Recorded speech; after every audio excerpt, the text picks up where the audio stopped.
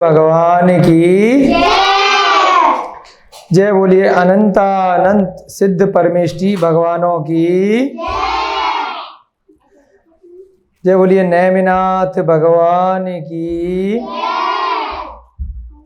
जय बोलिए। इस युग के प्रथमाचार्य श्री चारित्र चक्रवर्ती आचार्य भगवान महान मुनिराज श्री शांत सागर जी महाराज की जय बोलिए। प्रद्युम्न कुमार चरित्र की जय बोलिए। आचार्य भगवान सोम कीर्ति जी महाराज की सभी को जय जिनेन्द्र, जय दुजड़ंदो।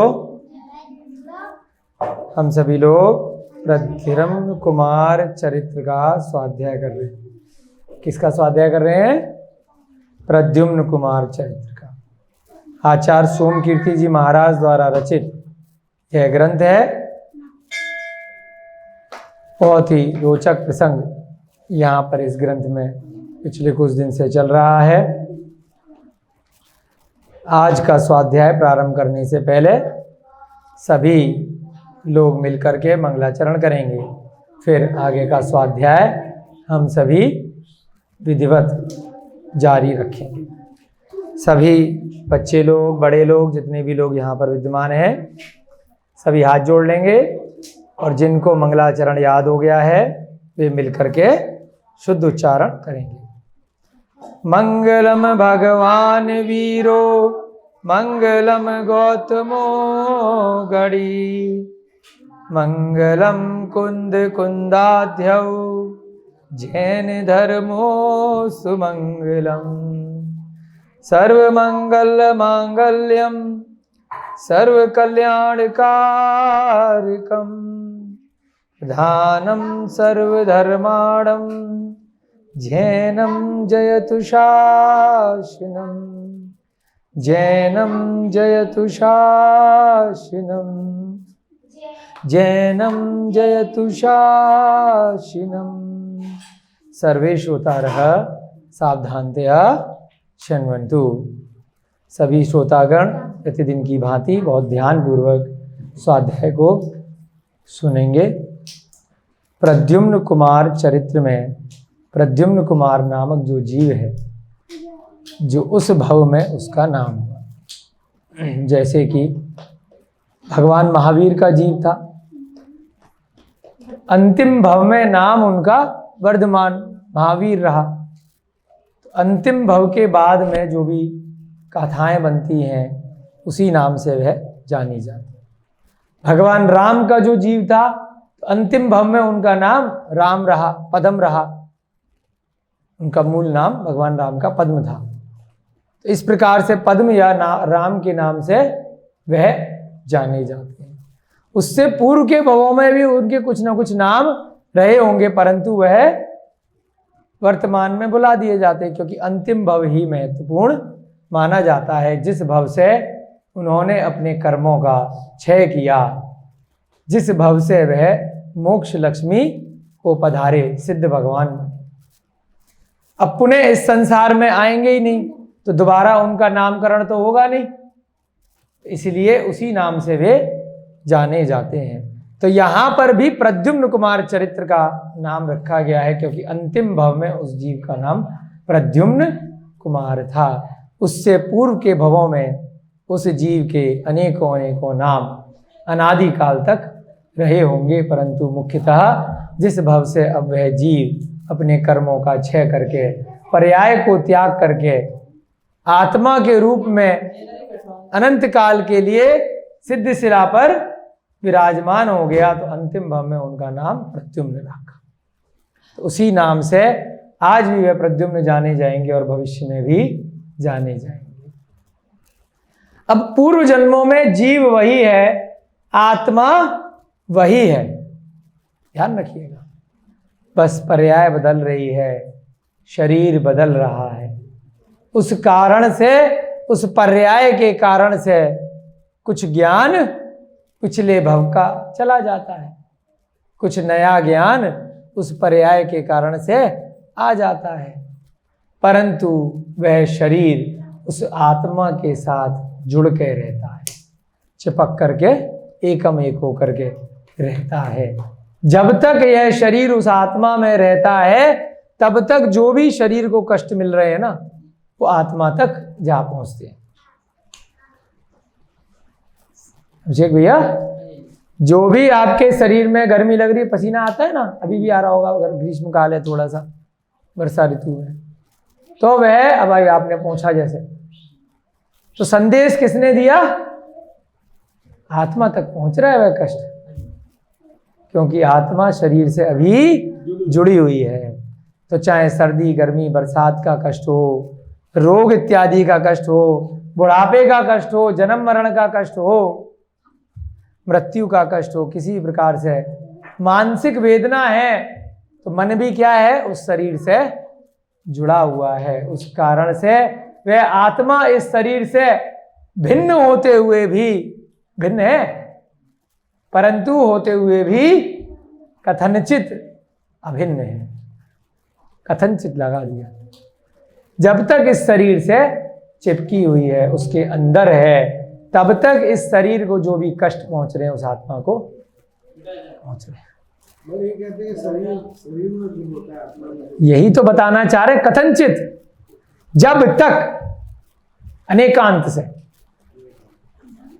जब तक इस शरीर में वह आत्मा है तब तक इस शरीर को जो दुख पहुंचेगा उससे वो जुड़े होने के कारण से उसको भी कष्ट होगा। तो ऐसे ही राजा मधु तक हम पहुंच रहे हैं प्रद्युम्न कुमार से। नामकरण बदल गया पिछले भाव में, उससे पीछे अग्निभूति वायुभूति थे, उससे पीछे बीच में मणिभद्र पूर्णभद्र थे। आत्मा वही चल रही है, ध्यान रखना।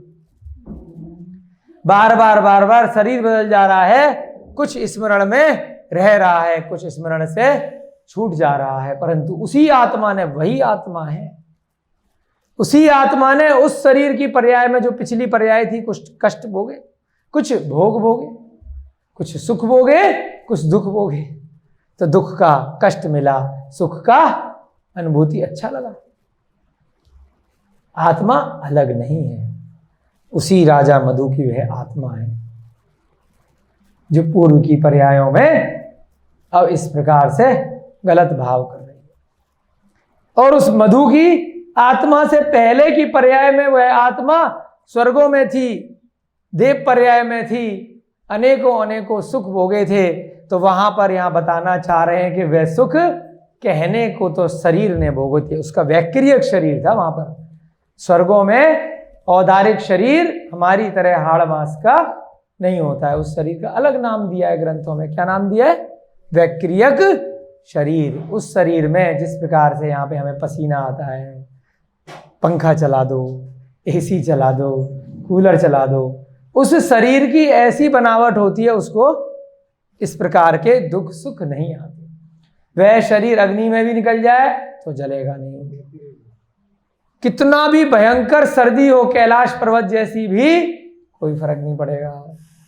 समुद्र के अंदर चला जाए कोई दिक्कत नहीं है, जमीन के अंदर चला जाए कोई दिक्कत नहीं है, किसी भी प्रकार से कहीं पर भी वह शरीर छोटा बड़ा अपने को बना सकता है और उसमें किसी भी प्रकार का रोग नहीं होता।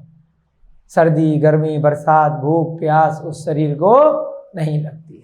आयु भी होती है, वैक्रियक शरीर की देवों की आयु के हिसाब से रहेगी ना, जैसे हमारी आयु है इस शरीर की, तो आयु किस हिसाब से चलेगी? जब तक आत्मा है। आत्मा निकलते ही कुछ ही घंटों बाद कीड़े लग जाएंगे। कितने दिन रख पाओगे आप उसको? मिट्टी में दफना भी दिया, 2-4-6 महीने में सारे कीड़े हड्डी जोड़ करके सब नष्ट कर देंगे। तो जब तक आत्मा है तब तक ये दोनों एक दूसरे से जुड़े होने के कारण चल रहा है। आत्मा के निकलते ही इस शरीर में कुछ भी खिलाओगे जाएगा ही नहीं, पचेगा ही नहीं, निकलेगा ही नहीं। तो कहने का तात्पर्य यह है, यहाँ पे जो सारांश चल रहा है कि दुख और सुख भले ही हम भूल जाएं, परंतु हमारी ही जो मूल आत्मा थी, जो अंतरात्मा थी, उसी को मिले थे। चाहे वह कीड़े की पर्याय में थी, चाहे वह नरक की पर्याय में थी, चाहे वह पशु की पर्याय में थी, और चाहे वह देव पर्याय में पहुंच गई। और चाहे वह भविष्य में यदि हमने प्रयास किया तो मोक्ष की पर्याय में भी जा सकती है। तो जो सुख, अनंत सुख वहाँ मिलेगा वह उस आत्मा को ही मिलेगा। तो इसीलिए बहुत सारे लोग कहते हैं कि पिछला भव किसने देखा, शरीर और आत्मा एक हैं, हमें तो याद ही नहीं आ रहा कि हमने भोग भोगे थे पिछले भव में, हमने नरक के दुख भोगे थे, हमें तो याद ही नहीं है। तो याद ही नहीं है तो कुछ नहीं भोगे होंगे।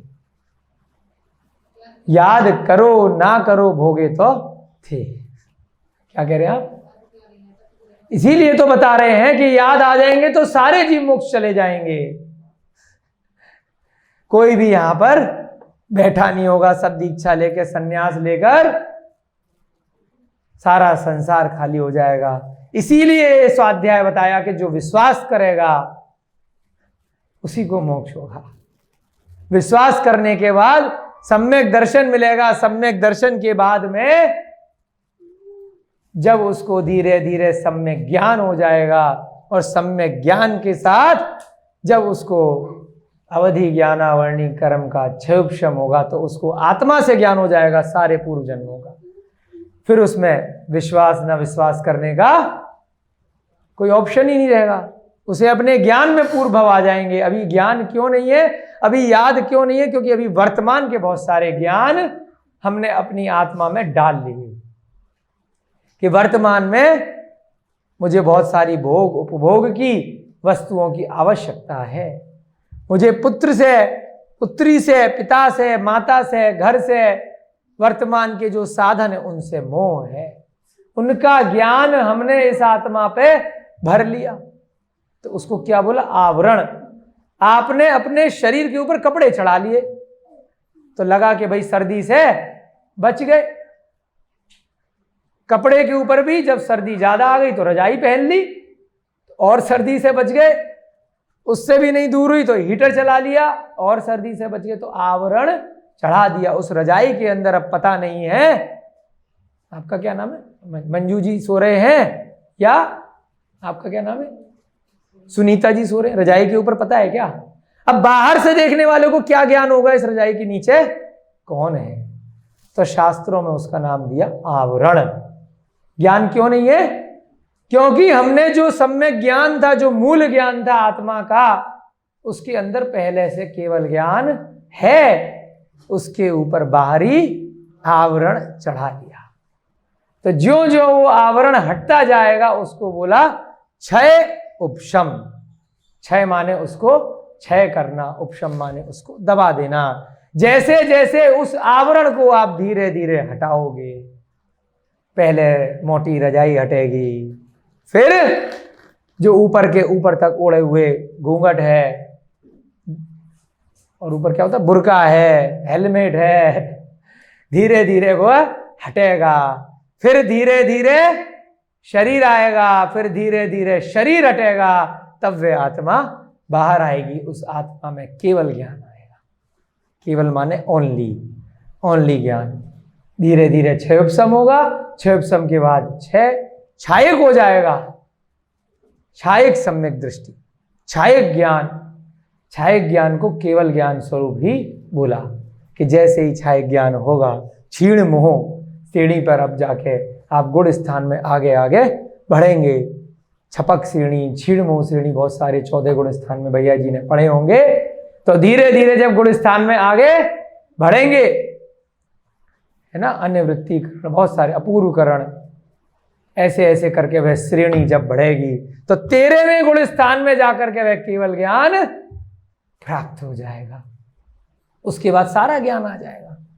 उससे पहले क्या आ सकता है? उससे पहले अवधि ज्ञान आ सकता है, मने परे ज्ञान आ सकता है, और जब अवधि ज्ञान भी आ जाएगा तो उस अवधि ज्ञान से स्वयं की आत्माओं का सारा पूर्व भव याद आ जाएगा। जैसे सात्विकी मुनि महाराज को पता था, अपना भी पता था, उन बच्चों का भी पता था कि बेटा तुम दोनों श्रृंगाल के जीव थे, विश्वास नहीं कर रहे तो जाकर के देख लो उस प्रवर के घर में आज भी वह खाल भूसा भरी हुई टंग रही है। उदाहरण के तौर पे उन्होंने प्रस्तुत कर दिया। ऐसे ही यहाँ पर और मुनि महाराज बता देते हैं। क्यों बता देते हैं? क्योंकि फालतू का ज्ञान, बाहर का आवरण दूर हो जाता है।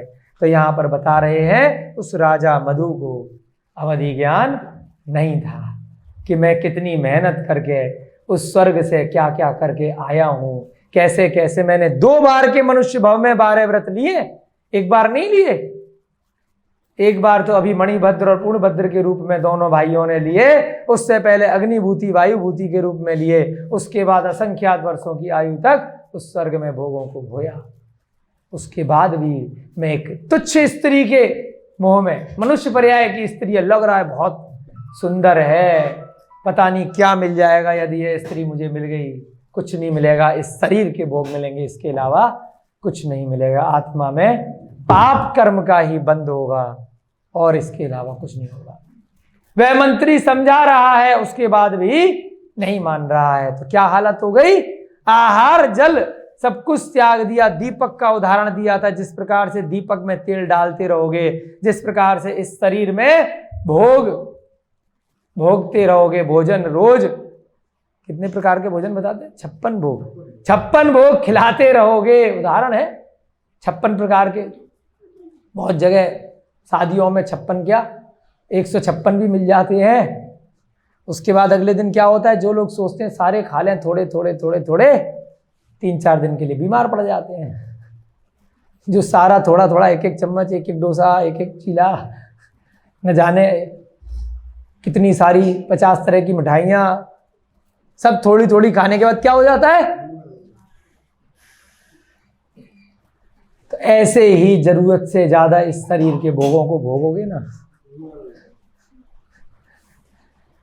तो इसीलिए आचार्यों ने जो परिचय बताए उसमें तप भी बताए कि उन्होंने तप भूख से कम खाना। मुनि महाराज के लिए कि जितनी भूख लग रही है थोड़ा पचाने के लिए जगह देना। बहुत बार हमारी कक्षा में बोलते हैं ना कि भैया 1 घंटे झेला नहीं जा रहा, थोड़ा कम दो, थोड़ा। हम क्या कहते हैं भाई 1 घंटे कोई दिक्कत, इसलिए आराम आराम से कराते हैं, कहानियों के माध्यम से, उदाहरणों के माध्यम से, कि 23 घंटे दे दिए ना पचाने के लिए। लगातार पूरे दिन खाते रहोगे तो बीमार पड़ जाओगे। थोड़ी देर खाओ, 2 बार खाओ, 3 बार खाओ, 24 घंटे में बाकी समय पचाओ। ऐसे ही ये ज्ञान है, पहले सुनो, स्वाध्याय करो, उसके बाद चिंतन करो, पचाओ उसको। तो जब चिंतन करेंगे ना ध्यान की अवस्था में, तो आपको सारा ज्ञान अपने भवों का आ सकता है, इस भव का भी याद आ जाएगा। जाति स्मरण हो जाता है, इस काल में भी, पंचम काल में भी हो जाता है। बोलते हैं ना मेरे को अपना पुराना गांव याद आ गया। कई फिल्में भी बनाई हैं, हमने बचपन में देखी थी, करण अर्जुन, है ना, अभी भी आती हैं ऐसी फिल्में।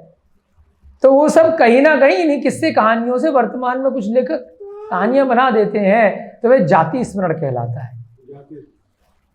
उसको ये 5 प्रकार के ज्ञानों में नहीं लिया।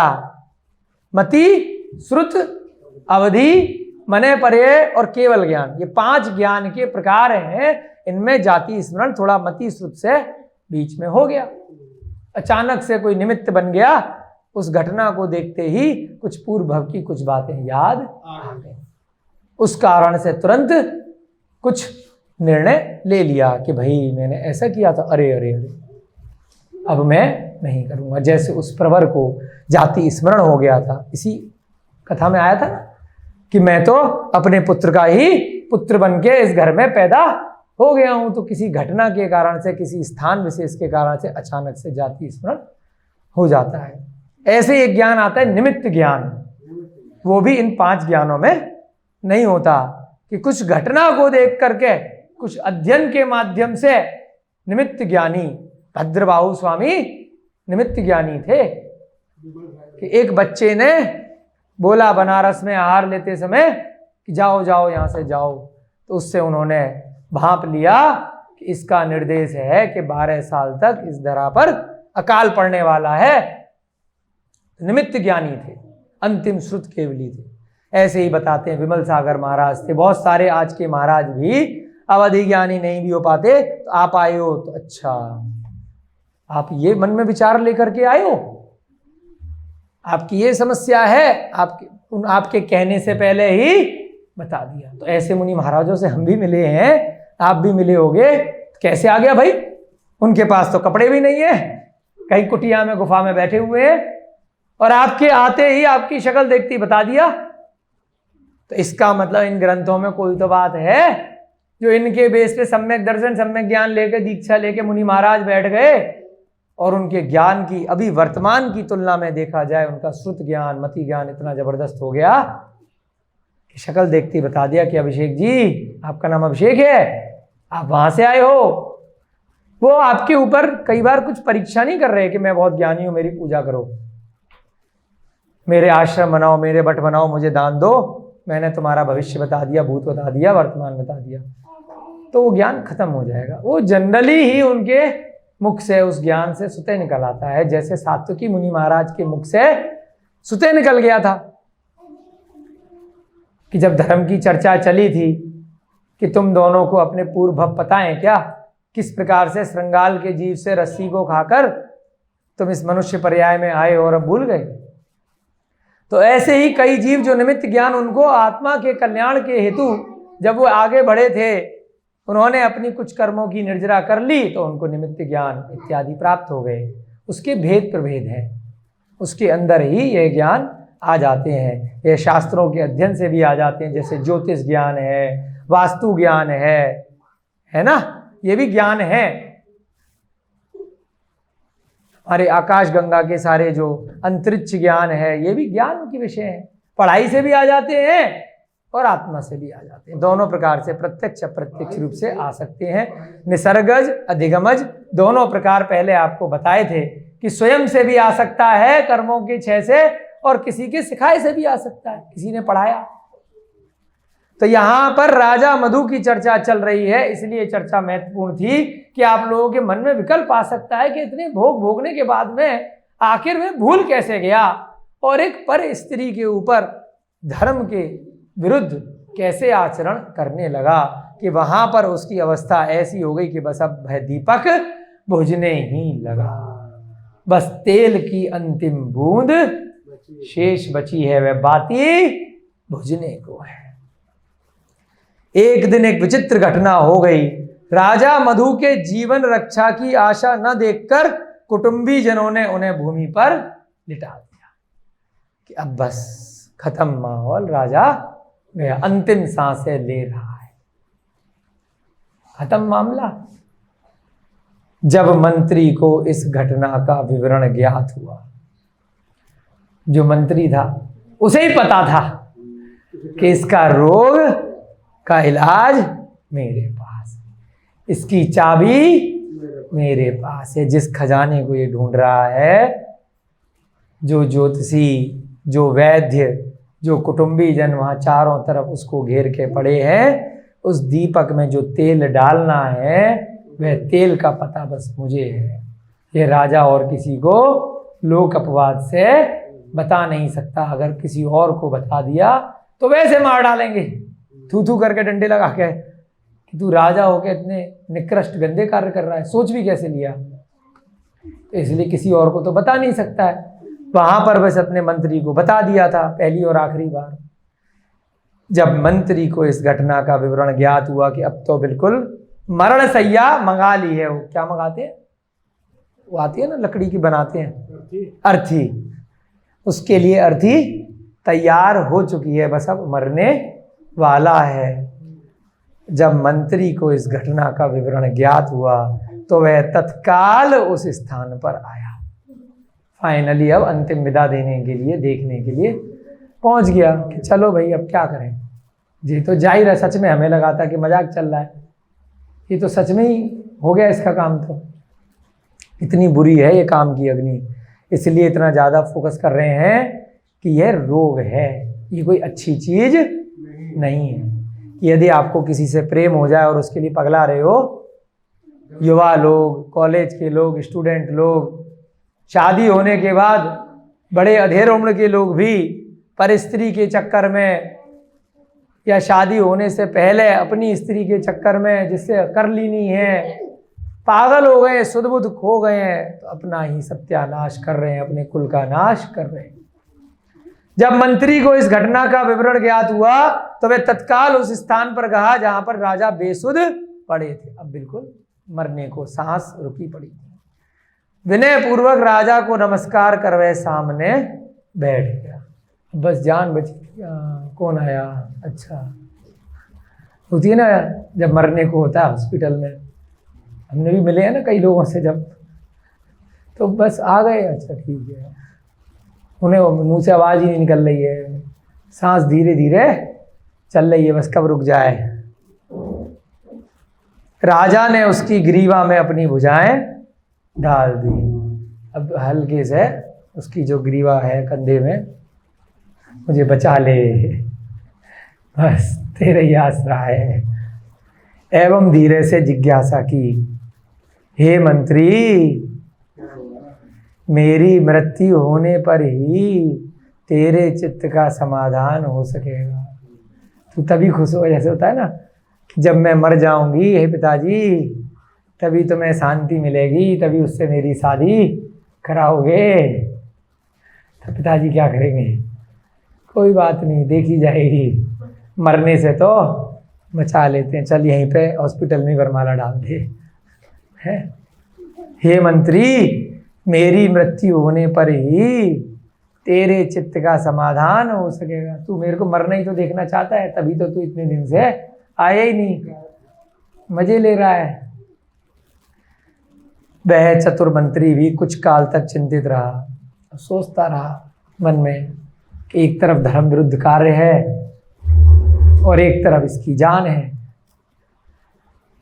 और विचार किया, राजा तो घोर दुख में है, अब तो बस गया, अब मुझे क्या करना चाहिए, कौन सा प्रयत्न करूं। पहले बताया ना, अगर गलत कार्य भी वह कर रहा है तब भी उसकी जान बचाने के लिए कर रहा है, तो अब बेचारे का दोष नहीं माना जाएगा, उसको कुछ दोष अगर लगेगा भी तो माफ मान जाएगा कि भाई किसी की जान, उसने बिल्कुल 100% अपनी कोशिश करी है कि ये वैसे ही ठीक हो जाए, भूल जाए, लेकिन नहीं भूल रहा है और उसी के पास उसकी औषधि है, तो क्या करें, मुझे क्या करना चाहिए, कौन सा प्रयत्न करूं। यदि मैं कपट से राजा हेमरथ की प्रिया चंद्रप्रभा को हर लाऊं। अब सोच रहा है इतना आसान तो है नहीं, तो कपट से ही, धोखे से ही लाया जा सकेगा, यानी अपहरण करके, किडनैप करके ले आऊं, तो राजा की अपकीर्ति तो फैलेगी, यह निश्चित है कि अब थू थू तो होगी होगी, अब मर जाएगा तब भी होगी, तब भी प्रजा दुखी होगी कि राजा मर गया। यह तो निश्चित है कि हमारे राजा की अपकीर्ति फैलेगी, जितनी भी इसने पूरे संसार में अब तक अपनी कीर्ति बनाई है, अगर मैं किसी का अपहरण करके यहाँ ले आया तो फैलेगी फैलेगी, बहुत बदनामी होगी, पूरे राज्य की, पूरे नगर की, सब बदनामी होगी। एवं यदि उस नव यौवना को इनसे नहीं मिलाया, अब दूसरा ऑप्शन, दो ही ऑप्शन है, या तो ले आए, क्योंकि औषधियां तो सारी करके देख ली सबने, सारी दूसरी रानियां भी वहां पे सेवा कर रही हैं, सब देख ली, सब नृत्य भी करवा लिए, सब करा लिया, औषधि इसका मतलब वही है, और नहीं लाया जाए तो इसमें संशय नहीं कि राजा का प्राणांत हो जाए। अब इसमें डाउट नहीं है कि अब ये बस कुछ ही पल का मेहमान है, अगर नहीं लाया। किंतु जब दोनों ही कार्य अनुचित हैं, लाए तब अनुचित, अधर्म, नहीं लाए तो राजा मर गया, ये भी बहुत प्रजा को दुख पहुंचेगा, सब जगह शोक हो जाएगा, तो मुझे अब क्या करना चाहिए। कुछ काल तक सोच विचार कर, पहले जैसे सोचा था कि पहले युद्ध करना चाहिए, बाद में ये भूल जाएगा, जब वहीं पे जिद पकड़ ली थी उसने तो कि इसको लेके जाऊंगा वटपुर से, वहीं गिर पड़ा था वो, तो वहीं ना कपड़े, न अस्त्र, न आभूषण, वो तो वटपुर से राजा भीम की तरफ जा ही नहीं रहा था, इतना पागल हो गया था। तब इसने मंत्री ने युक्ति लगाई थी कि चलो पहले वहां ले चलते हैं, क्या पता भूल जाए युद्ध में, यहाँ तो मिलेगी नहीं, क्योंकि अभी जिनका ये सामंत राजाओं के साथ बैठा है, सैनिकों के साथ, यही सारे सैनिक वैनिक इसको पीट पाट के कि हमारा राजा तो पागल हो गया, किस अधर्मी राजा के साथ में हम यहाँ युद्ध लड़ने आए हैं, पहले ही भाग जाएंगे। तो इसलिए वहां तो उम्मीद ही नहीं थी, तो इसलिए समझा हो जाकर युद्ध के लिए ही ले गया, युद्ध जिता के ले आया। तो अब फिर से दिमाग लगा रहा है कि अब क्या करूं, कोई उपाय तो होगा। कुछ काल तक सोच विचार कर लेने के पश्चात मंत्री ने अब यह निश्चय कर लिया कि चाहे जो भी हो राजा की इच्छा की पूर्ति कर देनी चाहिए। दोनों अधर्म हैं, दोनों में से एक अधर्म जो कम वाला है उसको चुन लेना चाहिए, है ना। ऐसा अधर्म का मार्ग लोग समय के अनुसार अपना लेते हैं, फिर प्रायश्चित भी लेना पड़ता है कि बड़ा गलत हो गया, अनर्थ हो गया, पता नहीं होता ना। अब वर्तमान में क्या होता है, बहुत लोग पूछते हैं कि वोट डालने जाएं कि नहीं जाएं, कि एक दुष्ट खड़ा हुआ है जो जेल से इलेक्शन लड़ रहा है, इतना लूटा खसोटा है, उसकी पार्टी बड़ी ही खराब है, बहुत भ्रष्टाचारी है। दूसरा जो खड़ा है, दूसरा भी दुष्ट खड़ा है, थोड़ा कम दुष्ट है। तो क्या करना पड़ता है, मुनि महाराजों का तो वोट डालने का त्याग होता है, चक्कर में नहीं पड़ना। कोई वोटर आईडी कार्ड ही, आधार कार्ड ही नहीं होता, जिन्होंने व्रत ले लिए। अभी आया विवेक जी है ना अपने, अभिषेक जी, 10 दिन पहले फोन आया कि हमारे गांव में छतरपुर में इलेक्शन हो रहे हैं सरपंच के, एक महादुष्ट खड़ा है, एक थोड़ा कम दुष्ट खड़ा है। हमने कहा, उन्होंने कहा हमारे पास फोन आया, भैया वोट डालेंगे नहीं डालें। हमने कहा अपना विवेक लगाओ। हाँ, यही बोले वो हमें कि हमारे भैया जी खड़े हैं लेकिन बहुत दुष्ट हैं। जीत गए चाचा के। हमने कहा अपना विवेक तुम्हारा नाम है, अपना विवेक लगाओ, हम कुछ नहीं कर सकते, ये है ना। वो बोले कि भाई वो भी ऐसे ही है, दूसरे भी ऐसे ही हैं, धर्म के विरुद्ध ही सारे काम करते हैं। तो हमने तो निष्पक्ष होके कह दिया अपना विवेक लगाओ, जैसी तुम्हारी इच्छा। बाकी देखो ऐसे व्यक्ति को वोट डालो जो धार्मिक हो, जो जीव हिंसा नहीं करता हो, जो मांस नहीं खाता हो, है ना। ऐसी चॉइस कर लो। अगर वोट डालना भी पड़ता है तो गांव का विकास अच्छा कराया, समाज के लिए भी काफी कुछ करते हैं। चलो अच्छा है, फिर तो आपस में नहीं होती ना, आपस में नहीं होती, जो घर की लड़ाई है। तो एक उदाहरण याद आया। तो ऐसे ही दो अधर्म के लोग यदि खड़े हैं तो कई बार असमंजस में जो वोट डालने वाला उसको पता ही नहीं है, वो प्रचार में या फोटो में ये अच्छा लग रहा है, अंदर का तो किसी को पता ही नहीं होता है कि अंदर से बाद में इसके क्या प्लान है। जैसे उस बेचारे हेमरथ को भी नहीं पता है कि जिसका मैं सहयोग कर रहा हूं, वोट डालना छोड़ो, वो तो अपनी सेना ही लेके चल दिया भीम को हराने, और इसके मन में तो मेरी पत्नी को उठाने का प्लान चल रहा है। तो धोखा लोगों को हो जाता है। तो ऐसे ही राजनीति में जो लोग खड़े होते हैं उनसे जनता को वर्तमान में पंचम काल में धोखा होता ही होता है, और हो भी रहा है। तो जो निष्पक्ष लोग हैं, जो व्रती लोग हैं, वो इन प्रपंचों में नहीं पड़ते हैं, वर्तमान में अपने धर्म में ही तल्लीन रहते हैं, अपनी आत्मा का कल्याण करते हैं, वर्तमान की राजनीति में ज़्यादा नहीं पड़ते। ठीक है ना। तो क्या कहा कि एक तरफ छोटा अधर्म जो उसे लगा उसका मार्ग अपना लिया। अगर राजा की मृत्यु हो गई तो घोर अनिष्ट हो जाएगा। अगर ये मर गया तो प्रजा में बहुत ज़्यादा विषाद हो जाएगा, लोग एक दूसरे को कष्ट भी दे, उथल पुथल मच जाएगी। एकदम से राजा मर जाता है और विकल्प ठीक नहीं होता। जब सन्यास लेके राजा जाता है ना तो पूरा सिस्टम बना के जाता है, योग्य को पहले से तैयार करता है, उसके बाद उसको युवराज पद दे के फिर जाता है, तरीके से जाता है। तो एकदम से सारी घटनाएं उथल पुथल सारा क्षेत्र नहीं होता है, वो सिस्टम बनाता है, वो एकदम से धीरे धीरे करके प्रॉपर सिस्टम से जाता है। सन्यास वैराग्य को जब धारण करता है, कोई भी कंपनी से भी कोई बड़ा आदमी जब रिटायर होता है तो पहले पुत्र को या योग्य व्यक्ति को तैयार करता है। जब राजा जाता है और अगर उसका पुत्र योग्य नहीं होता तो मंत्री को ट्रेंड करता है कुछ वर्षों तक, तो योग्य मंत्री को बिठा के जाता है ना। हाँ, तो इसलिए तब सिस्टम चलता रहता है, परंतु यहाँ एकदम से राजा अगर स्त्री लोलुप होकर मर जाएगा तो प्रजा विद्रोह कर देगी। ये न क्रेन प्रकारेण, किसी प्रकार से अब चंद्रप्रभा को ले आना चाहिए। ये न केन प्रकारेण, साम दाम दंड, कैसे भी, चाहे बुरे बनो चाहे अच्छे बनो, ले आओ। ऐसा विचार कर चतुर मंत्री ने राजा मधु से कहा, जब वो मरने को था, हे महाराज, आप इस प्रकार चिंतित एवं दुखी क्यों हो रहे हैं? मैं विश्वास दिलाता हूं कि चंद्रप्रभा आपसे अवश्य मिले। तब राजा को एक बूंद थोड़ी सी और मिल गई, अभी तेल पूरा नहीं मिला, थोड़े दिन और जीने की आशा मिल गई। देख लेते हैं इसका आखिरी दांव। थोड़ा सा बस उस बाती को गीला कर दिया कि कुछ घंटे कुछ दिन और झेल ले। पहले तो मैंने ये समझा था कि आप राजकार्य में प्रवृत्त होकर उसे विस्मृत कर देंगे। अब उस मंत्री ने बता दिया कि मुझे लग रहा था कि आप यहाँ पर जब राजकार्य करेंगे, इतने लोगों की समस्याएं हैं, इतने यहाँ पर व्यवस्थाएं हैं, इतना बड़ा राज्य है, पूरे दिन आप उसको देखेंगे, सुनेंगे, समझेंगे तो भूल जाएंगे, विस्मृत कर देंगे। किंतु जब अब ऐसा न हो सका एवं प्रतीत हो रहा है कि उसके बिना आपके प्राणों पर भी संकट है।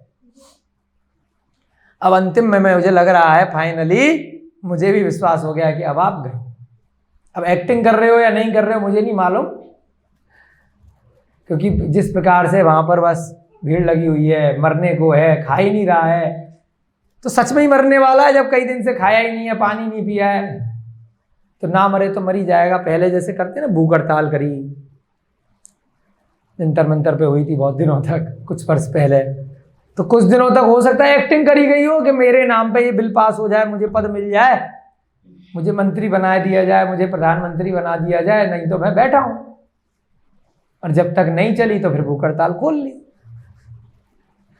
फिर दूसरे हथकंडे अपनाए गए। पहले क्या की जाती है? एक्टिंग की जाती है। बच्चा अगर अपने माता पिता से कोई मांग मनवा रहा है, मैं खाना नहीं खाऊंगा, 1 दिन 2 दिन 3 दिन झेलता है, फिर माँ बाप मांग मान लेते, बेटा खाना खा ले, तेरी शादी करा देंगे, तो ये खिलौना दिलवा देंगे, तुझे ये कार्य कर देंगे, तुझे ये पैसे दिलवा देंगे, तेरी बात मान लेंगे। फिर लगता है कि माँ बाप हिलने वाले नहीं है, एक्टिंग ज़्यादा बढ़ाई जाती है। फिर एक्टिंग बढ़ते बढ़ते बढ़ते बढ़ते तो इन लोगों को मेरी चिंता ही नहीं है, तो मर ही जाऊं, वैसे भी मर जाऊंगा उसके वियोग में, जिससे मेरी शादी नहीं करा रहे, इससे अच्छा ऐसे ही मर जाऊं। कम से कम इनको तसल्ली तो पहुंचेगी, ये बाद में तो दुखी होंगे कि इससे अच्छा शादी करा देते, मरता तो नहीं हमारा पुत्र पुत्री। तो ऐसे भी बहुत एक्टिंग करते करते सच में लोग आत्महत्या कर डालते हैं। शुरू में एक्टिंग करते हैं, मांग मान ली तो एक्टिंग थी, नहीं मानी तो अब धोखा हो जाएगा कि नहीं एक्टिंग मानी तो अब मैंने खाना खा लिया, जूस पी लिया, हाथ में कुछ भी नहीं आया, बदनामी और हो गई, मांग भी नहीं बनी और 4-6 दिन भूखे भी रहे। तो इसलिए उस एक्टिंग को कई लोग जारी रखते हैं। तो हो सकता है इस राजा मधु ने पहले एक्टिंग करी हो, धीरे धीरे अंत में प्राणांत होने को था तो वह मंत्री मान गया। थोड़े दिन के लिए वह और उसको सांस आ गई। तो मंत्री ने कह दिया कि जब ऐसा ना हो सका और ऐसा प्रतीत हो रहा है कि उसके बिना आपके प्राणों पर भी संकट है, तो ऐसी स्थिति में मेरा कर्तव्य हो जाता है कि अब आपकी इच्छा की पूर्ति करूं। कि आप जैसा कह रहे हैं मैं करूंगा। आगे जो अपकीर्ति फैलेगी उससे बट लिया जाएगा, उससे मिल करके, क्योंकि मैं आपका मंत्री हूं भैया, नौकर हूं, सेवक हूं। अब कीर्ति आपकी फैलेगी, मेरी भी फैलेगी, मैंने ये कार्य किया है, तब की तब देखेंगे। किसी को मंडप से उठा के लाएंगे या किसी को किडनैप करके लाएंगे या जबरन किसी से विवाह कराएंगे तो अब कीर्ति तो फैलेगी, तब देखेंगे उस समय। पहले तो आपकी जान बचानी है, बाद में देखेंगे। यदि हेमरथ युद्ध करेगा, जो होगा देखा जाएगा। या वह अपहरण के बाद आपको स्वीकार करेगी, नहीं करेगी, आत्महत्या भी तो कर सकती है, कुछ भी कर सकती है। अगर उठा के भी ले आए तो रास्ते में ही मर गई, यहाँ आके मर गई, कुछ भी हो सकता है, वो देखा जाएगा बाद में। पहले तो आपकी जान बचा लेती है। ऐसी स्थिति में मेरा कर्तव्य है कि आपकी इच्छा की पूर्ति करूं। अतएव आप अभी धैर्य से रहें, अभी आप रुकें कुछ दिन और, अभी मत मरें, कुछ घंटे कुछ दिन शांत न रखें। कारण स्थिर चित्त से किए हुए कार्य में किसी प्रकार के विघ्न की संभावना नहीं रहती। पहले अपना माइंड स्थिर करें, फिर हम बैठ के प्लानिंग करेंगे कि कैसे उसे लाया जाए। अब मैंने आपकी बात मान ली, मैं किसी को बताऊंगा नहीं, प्रचार नहीं करूंगा, यहाँ बैठ के कुछ गुप्तचरों के साथ में कुछ गुप्त रीति से हरण करके लेके आऊं। मंत्री के लुभावने आश्वासन से राजा मधु को बड़ा संतोष हुआ। उन्होंने अपने विरही मन को शांत किया। अब मंत्री ने फिर से एक चाल खेली थी, क्या पता ऐसे ही ठीक हो जाए, फिर देखेंगे। आश्वासन फिर दे दिया कि चलो थोड़ा सा तेल डाले आए, फिर देखते हैं। लेकिन अब मंत्री को पता है कि अब की बार धोखा दिया, अब तो साला राजा मुझे भी मार डालेगा ठीक होने के बाद, और खुद भी मर जाएगा।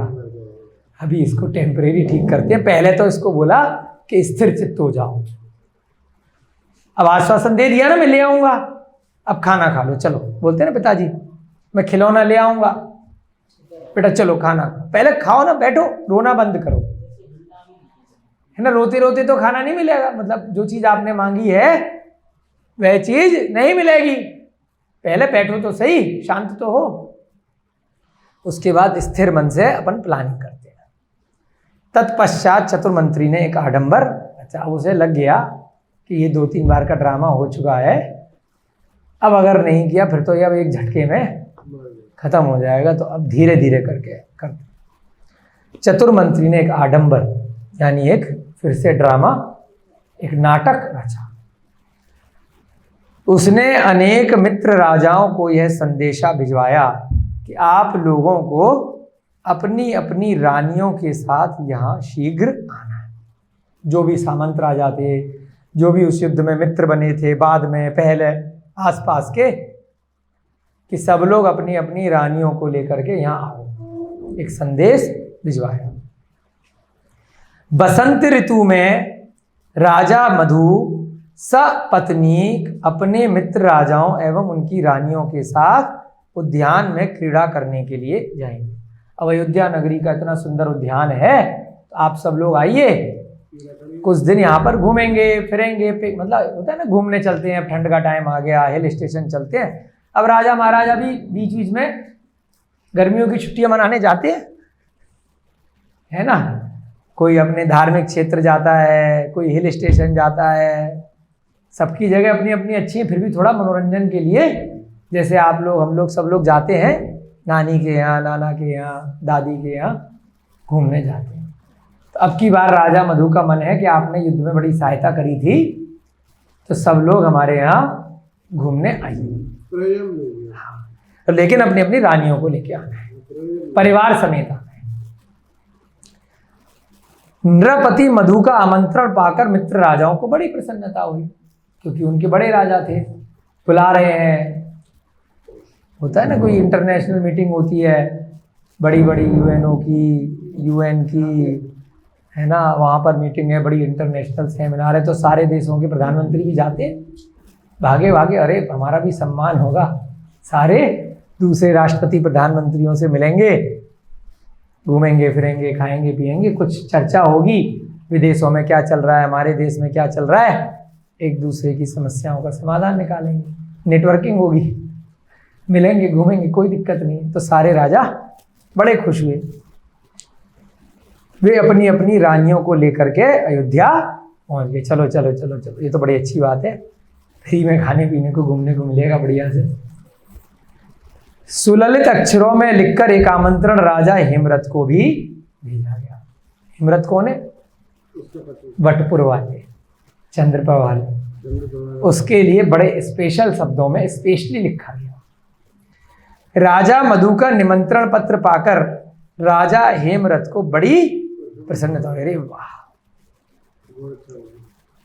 वो तो फ्लैट था पहले ही, राजा मधु का आतिथ्य उसने करवाया, फिर अपनी सेना लेकर के गया, युद्ध भी लड़ा, अपनी चंद्रप्रभा को भी समझा रहा था, अरे उसके पास तो तेरे जैसी हजारों दासियां हैं, तो क्यों इतना बातें बना रही है। क्यों सोच रही है? उसने अपनी प्रिया चंद्रप्रभा को बुलाकर कहा, अब अपनी सबसे प्रिय रानी थी उसको बुलाया, हे प्रिय, देखो राजा मधु मुझ पर कितने प्रसन्न हैं, उन्होंने कृपा पूर्वक मुझे इसने स्मरण किया है, इसे तुम भी पढ़ लो। अब खुद लिखा था, स्पेशली बुलाया था तो ढंग से बढ़िया से लिखा था कि तुम भी पढ़ो, देखो कितना बढ़िया आता है ना, शादी का कार्ड बढ़िया सा आता है, अच्छा स्पेशल सा, सबको घर में पढ़ाते, देखो कितना बढ़िया कार्ड है, किस प्रकार से हाथ से लिखा हुआ है, ऐसे खोलते थे पहले, ये लगे हुए रस्सी से बंधे हुए, देखो कितना स्पेशल कार्ड भेजा है, तुम भी पढ़ो। रानी चंद्रप्रभा पति से लेकर उस पत्र को पढ़ने लगी।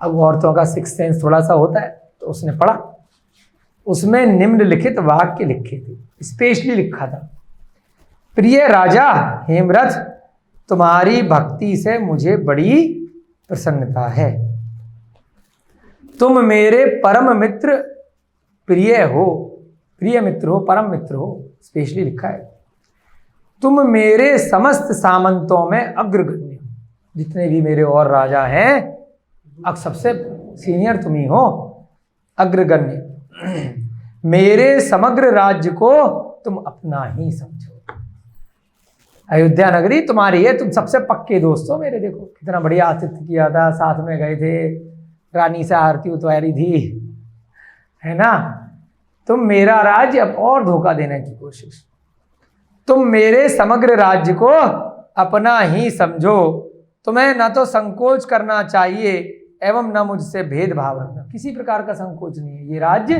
तुम्हारा ही है, आओ बैठो रहो यहाँ पर बढ़िया से।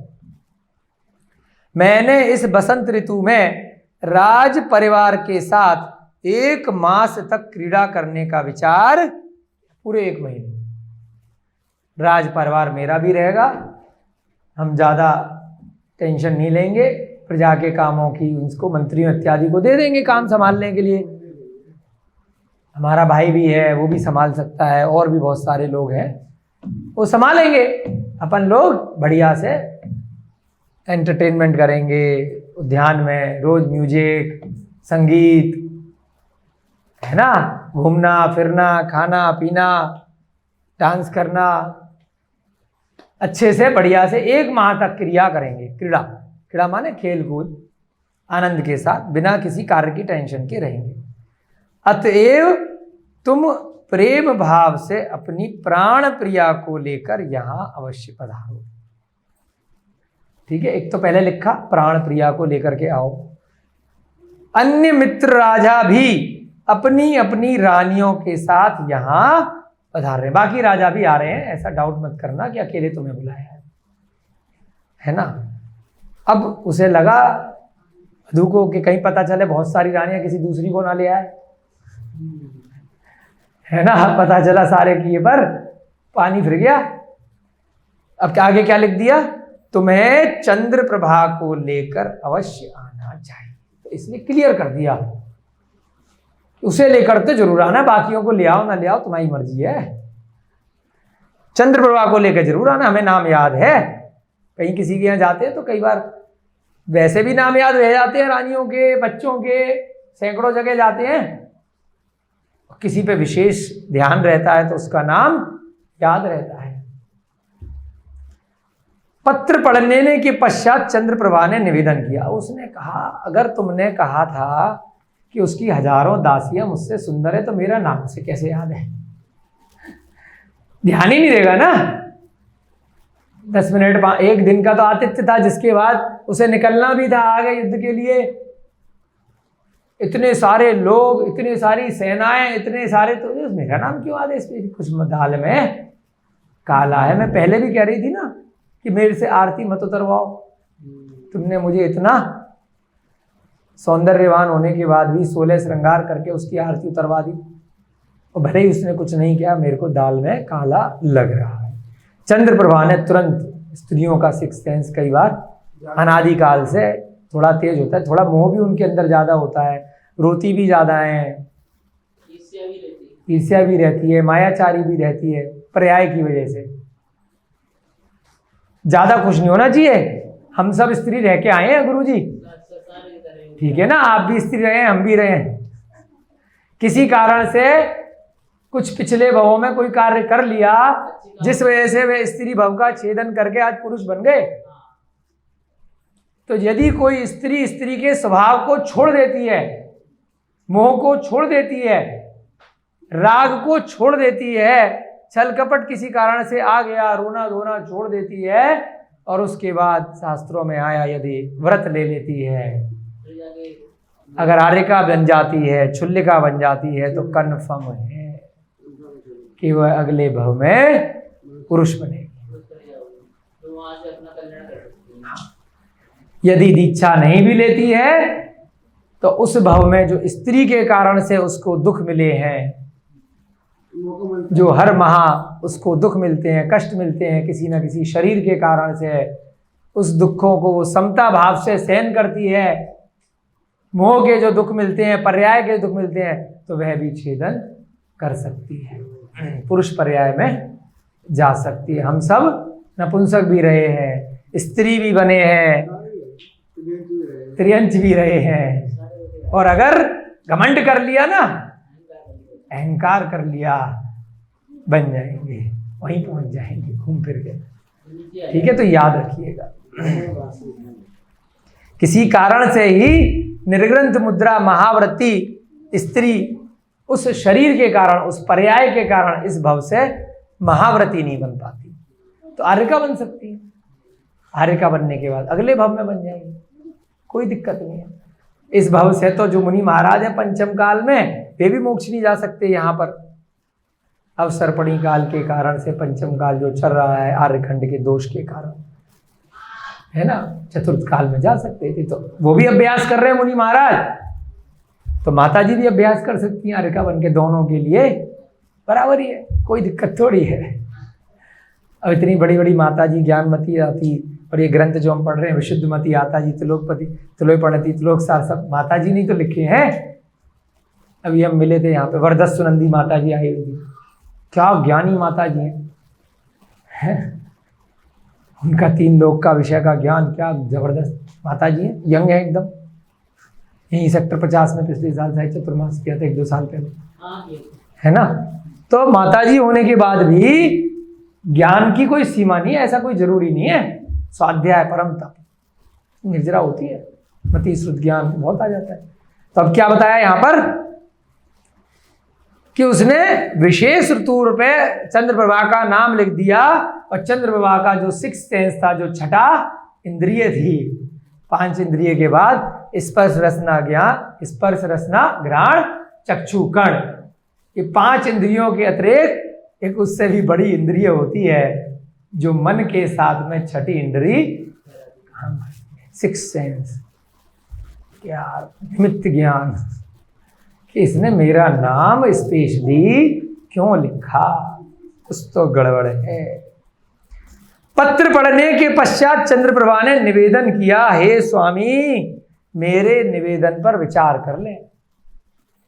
अपने सामंत राजाओं पर इतना स्नेह भाव प्रकट करना कदापि अकारण नहीं होता है। हम तो उनके नौकर हैं, नीचे वाले हैं ना, जूनियर हैं। प्रधानमंत्री मुख्यमंत्रियों को परिवार सहित बुलाए और अपने जो कौन सा उनका है जहां पर रहते हैं ना, कौन सा दिल्ली शहर में उनका विशेष कई एकड़ों का जो प्रधानमंत्री भवन होता है,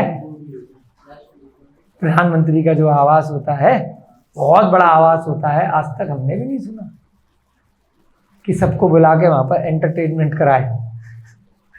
कोई कोई विरलाई मंत्री उनके घर तक पहुंचता है, प्रधानमंत्री के घर तक, वो भी खाली मीटिंग रूम तक, ठीक है ना, अपने पर्सनल उद्यान में बुला रहा है, अकारण नहीं है। हम तो सेवक हैं, हमें क्यों अपने बराबरी करा रहा है, और ये लिख दिया कि तुम अयोध्या नगरी के अपने को राजा मानो। तुम चिंता मत करो, बहुत बड़ी बड़ी बात लिखी है। तो उसको डाउट हुआ कि हर एक चीज किसी ना किसी कारण से होती है, कुछ ना कुछ उसका मन में कुछ चल रहा है। अवश्य ही इसमें कुछ ना कुछ रहस्य निहित होगा। इसी लाइन को बोल देते दाल में कुछ काला होगा, और उसी लाइन को आगे बोलते बेटा दाल में काला नहीं, ये तो दाल ही पूरी की पूरी काली है ना, कुछ काला नहीं है, कुछ और ही मामला है। राजा गण कभी निस्वार्थ प्रेम प्रकट नहीं करते। बड़े बड़े जो राजा होते हैं ना, बिना किसी स्वार्थ के ऐसे प्रेम प्रकट नहीं करते। इसमें कुछ ना कुछ रहस्य निहित है। इसलिए आपको अगर वहां जाना है तो आप जाए। रानी बहुत चतुर थी, रानी ने साफ साफ कह दिया, इसलिए क्योंकि इसने मेरा नाम लिखा है, मुझे अपने ऊपर खतरे मंडरा रहा है, इसलिए आपको वहां जाना है, आप वहां जाएं। तो मुझे संग ले जाने का हठ ना करें, मुझे जिद ना करें, मैं नहीं जाऊंगी। तुम्हें वहां शादी में जाना है, वह आदमी ठीक नहीं है, वह परिवार ठीक नहीं है, तुमने उनके फंक्शन में जाना, तुम्हें बुलाया, अभी तक तो लड़ाई थी, अब काम पड़ गया तो बुला लिया और नाम भी लिख दिया, आओ आओ, सारे दुख सुख भूल जाते हैं, है ना। क्योंकि मेरे को लगता नहीं है, कभी आज तक हमने ऐसा सुना नहीं कि अपने निज उद्यान में सामंतों को बुलाकर एक एक महीने तक क्रीड़ा की जाए, तो वो भी रानियों को बुला करके। कोई मीटिंग करनी है, कुछ करनी है, आप जाओ, तो मेरे को जाने की जिद ना करो, मैं नहीं जाऊंगी। यदि मैं वहां पहुंच गई तो मेरा आपका वियोग संभावित है। उसने बता दिया मेरे मन में क्या चल रहा है, क्योंकि मेरा नाम लिखा है। और उस दिन भी मैंने आपको कहा था कि मेरे से आरती मत उतरवाओ, कि मेरे बाई आंख फड़क रही है, कहते ना, बिल्ली रास्ता काट गई है, हाथ में खुजली मच रही है, कुछ भी ऐसा अंदाजा बोलते हैं, कहने वाली बात है।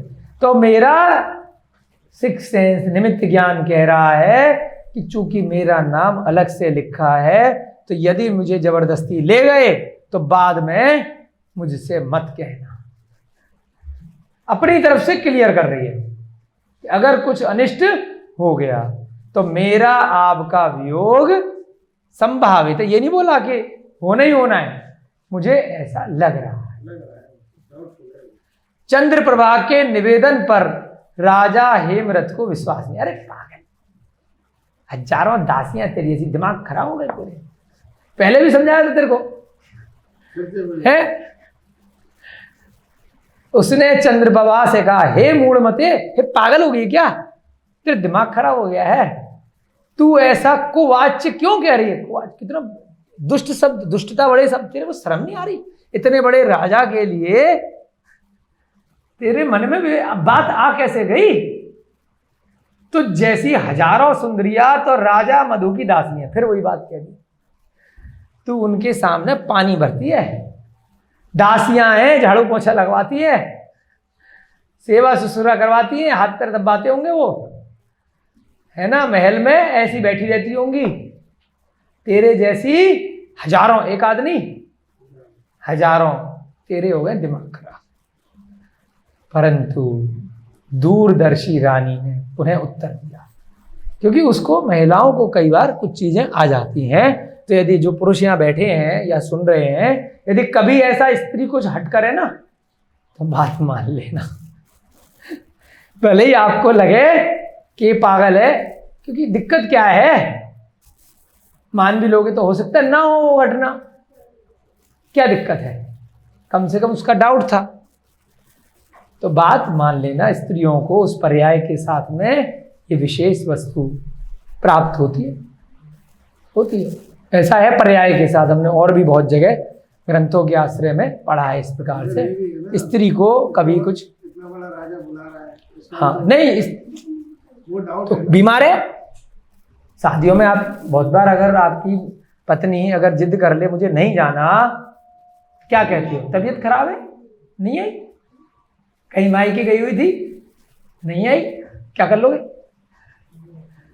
एक अनिष्ट से बचाने के लिए आपको थोड़ा बहुत असत्य बोलना भी पड़े, जबरदस्ती ले जाओगे तो वहां जाकर दिक्कत आएगी, तो क्या फर्क पड़ता है। कुछ भी आप असत्य बोलोगे तो असत्य माना जाएगा, उसमें छूट दे रखी है ना, क्योंकि या तो वो रो रो के मर जाएगी, जबरदस्ती ले जा रहे हो, वो परेशान करेगी, है ना। तो जबरदस्ती कभी भी किसी स्त्री को, यदि उसको आपके साथ नहीं जाना है, कहीं पार्टी में, कहीं व्यापारिक कार्य से, कहीं रिश्तेदार के, कहीं शादी ब्याह में, कहीं धार्मिक कार्य से भी, तो जितना करो उसको। अगर धार्मिक कार्य से ले जा रहे हैं तो थोड़ा कन्विंस करने का प्रयास करो, क्योंकि इसमें आपका भी पुण्य है और उसका भी पुण्य है, क्योंकि धर्म के लिए ले जा रहे हैं। अधर्म के कार्य है तो पार्टी करने जाना है, कीड़ा मनाने जाना है, अगर उसमें मना कर रही है तो दिक्कत क्या है। अगर मंदिर जाने को मना करती तो समझाते बिठा के, क्योंकि उसमें अगर आप कन्विंस कर रहे हो तो आपको भी पुण्य लग रहा है, और वो अगर कन्विंस हो गई तो उसे भी लगेगा। मंदिर जाने के लिए, आहार के लिए, दान के लिए, है ना, ज्ञान के लिए अगर कन्विंस करके पकड़ के अगर यहाँ स्वाध्याय लेके अपनी पत्नी को ले आए, पति को ले आए, और अगर वह बेमन से आके भी बैठ गई तो आपको कोई पाप नहीं लगेगा, पुण्य ही लगेगा आपको भी। और उसके कर्ण में अगर कोई दो शब्द पड़ गए और उसकी आत्मा को छू गए, तो यदि उसने अपने आत्मा का कल्याण करने का विचार कर लिया तो निमित्त बनने के कारण आपका भी कल्याण होगा। आहार दान के निमित्त से किसी को साथ में खड़ा कर लेते हैं ना, तो जो साथ में खड़ा हो जाता है उसको भी कितने कितने पुण्य के बंद हो जाते हैं, भोग भूमि के, तीर्थंकर के अगले भाव में जो साथ में खड़ा हो जाता है ना। शास्त्र दान के प्रभाव से यदि बच्चे को पिताजी ने कह दिया बेटा ये शास्त्र मुनि महाराज को देना, चलो साथ में, तो पिताजी के निमित्त से बच्चे को कितने पुण्य लग जाते हैं, पकड़ के ले जाते हैं। मंदिर जबरदस्ती बच्चे को ले गए कि खाना नहीं देंगे, और मंदिर में जाकर उसके भाव लग गए, जैसे यहाँ बैठे ना, क्या पता गुरुजी ने जबरदस्ती बिठाया और अगर खुद से सुनने लग गए मन से तो आपको भी लगेगा, और इनको तो ये अपना कल्याण आपसे पहले कर जाएंगे। पता थोड़ी है आत्मा का कब इनका मरण हुआ, कब अगले भव में मुनि महाराज बन गए, चतुर्थ काल में विदेह क्षेत्र में पैदा हो गए, यहाँ हो गए, और एक ही बॉल पे छक्का। आप इंतजार करते रह गए, एक भव, दो भव, चार भव, तो कुछ नहीं कह सकते। तो इसलिए निमित्त बनने में भी कोई बुराई नहीं है। यहाँ पर वह रानी समझा रही है, रानी को क्या बोला, दूरदर्शी रानी ने उत्तर दिया, हे स्वामी जैसी आपकी इच्छा। अब जब राजा ने कह दिया तेरे जैसी तो पगली हजारों दासियां हैं, अब रानी है, आज्ञा माननी है, ठीक है, मैंने बता दिया, अगर ले गए तो अगर वियोग हो गया तो मेरे से मत कहना, क्योंकि मेरे हाथ में तो फिर कुछ होगा ही नहीं। अगर जबरदस्ती कर ली, अगर अपहरण कर लिया, है ना, कुछ भी हो सकता है। मेरी आंख फड़क रही है नाम पढ़ के। मैंने तो अपनी समझ से आपको उचित परामर्श दिया है, अपना जो उसने डाउट था क्लियर कर लिया। मुझे मत कहना, मेरी जितनी छोटी समझ है, आप बहुत विद्वान हैं, आपके ज्ञान में उसकी 1000 रानियां हैं मेरे से ज्यादा सुंदर, मेरे को लगा था तो मैंने बोल दिया है। बाद में मुझे दोष मत देना, मुझसे बैर मत मानना, मुझे दुख मत देना, मुझे मेरी हत्या करने मत आ जाना। यदि मतलब उसने कह दिया, अगर उसने पकड़ के बैठा लिया तो मैं आत्महत्या नहीं करूंगी, है ना। यदि आप मेरे लिए लड़ रहे हो, मुझे वहां नहीं भेज रहे हो, तब तो मैं पद्मावती की कहानियां और बहुत सारी करूं। आप खुद मुझे जबरदस्ती लेके जा रहे हो, और जब मैं कह रही हूं मेरे को डाउट लग रहा है, फिर मैं भाग के नहीं आऊंगी। क्लियर कर दिया उसने बिल्कुल, क्योंकि मैं जाने ही सही मना कर रही हूं वहां पर, साफ साफ। समझ रहे हैं बात को। मैंने तो अपनी समझ से आपको उचित परामर्श दे दिया कि मुझे लेके कदापि मत जाओ। भविष्य की घटनाओं से अपने आप मेरी आशंका का औचित्य प्रकट हो जाएगा, आप देख लेना। उसको तगड़ा वाला सिक्स सेंस हो गया था, नाम पढ़ते ही एकदम हिल गई थी कि मेरा नाम क्यों लिखा। पहले तो नाम, और कभी ऐसे सुना ही नहीं कि बड़ा राजा छोटे राजाओं को अपने भवन में बुलाए। तो जो भविष्य में घटनाएं होंगी उससे अपने आप मेरी आशंका जो हो रही है ना, उसका औचित्य प्रकट हो जाएगा। अब पछताए क्या होत जब चिड़िया चुग गई, बाद में रोते रहो, सर पीटते रहो, अभी भी समय है। इतना कहकर वह मौन किंतु सरल चित्त राजा हेमरथ के विचार नहीं होते। अभी भी वो तो अंधा है अपनी भक्ति में उस राजा की, उसके विचार नहीं बदल रहे।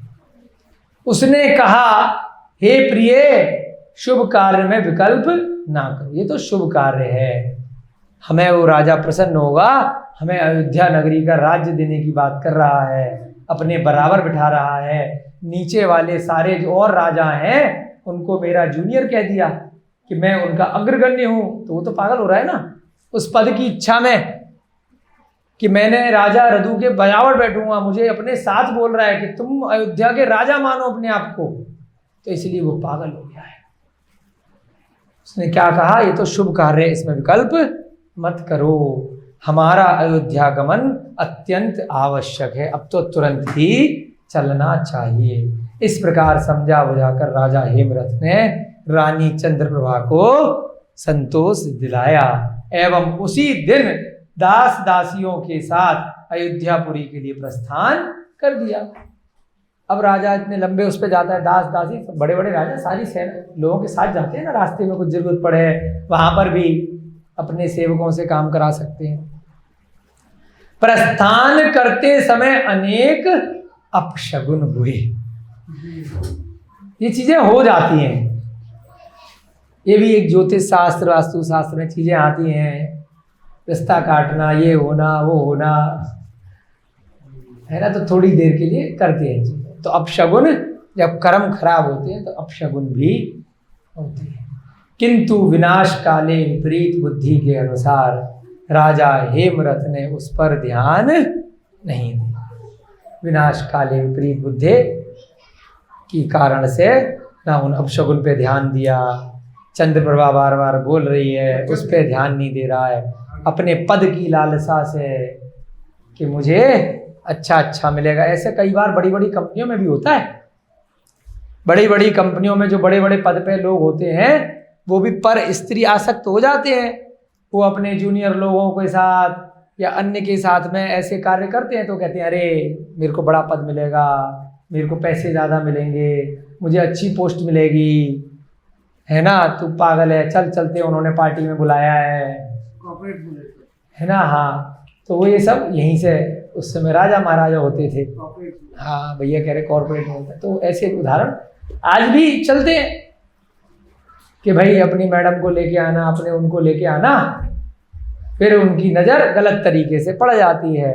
तो इन उदाहरणों से हमें अपना वर्तमान भी सुधारना है। कभी यदि ऐसा प्रसंग आ जाए आपके गृहस्थ जीवन में, आपके परिवार में, तो यदि आपकी महिला, आपकी पत्नी जाने से मना करे तो मत लेके जाना। कह देना वो पीती नहीं है इसलिए लेके नहीं आए, वो खाती नहीं है, उसकी तबीयत खराब है ना। तो ऐसे अनिष्ट की आशंका से आप बच के रहना। यहाँ पर राजा मधु का तो चरित्र खराब हो ही गया है, उसके साथ में वह मूर्ख राजा हेमरथ भी अपनी पत्नी को लेकर के अयोध्यापुरी की तरफ प्रस्थान कर गया है। अब आगे सस्पेंस में देखेंगे कि क्या होता है उसकी रानी का, उस राजा हेमरथ का और उस मधु का।